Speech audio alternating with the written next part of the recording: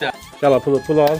Allah da indi 5 dəqiqə girim alım gəlirəm. Sağ ol. Tez elə tez. Tez gəlirəm indi. Tez gəlirəm 5 dəqiqə.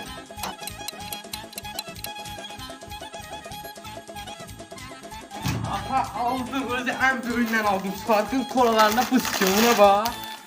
Ay sağ ol mənim ağıllı bala. İndi o kolaları mənə ver. Buyur ata. Ha siz istədiz yarım yanı istedi getdim tez gəldim. Oscar də ver. Ha buyur. Ha. Sinan indi nə etmək lazımdır? Ata onları içmək lazımdır kolanı da susundan da yanına. Ay sağ ol. Tez stəkanlara süz. Ya. Allah. Adama ləzzət edir. Ha o birisini də doldur. Tez. Hı. Vay nə qayırsan?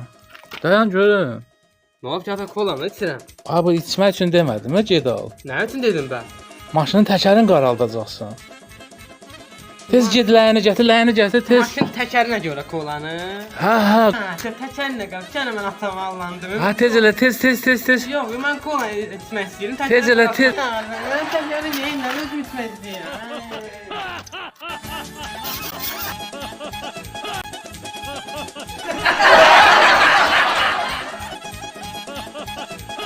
Ha ha ha ha!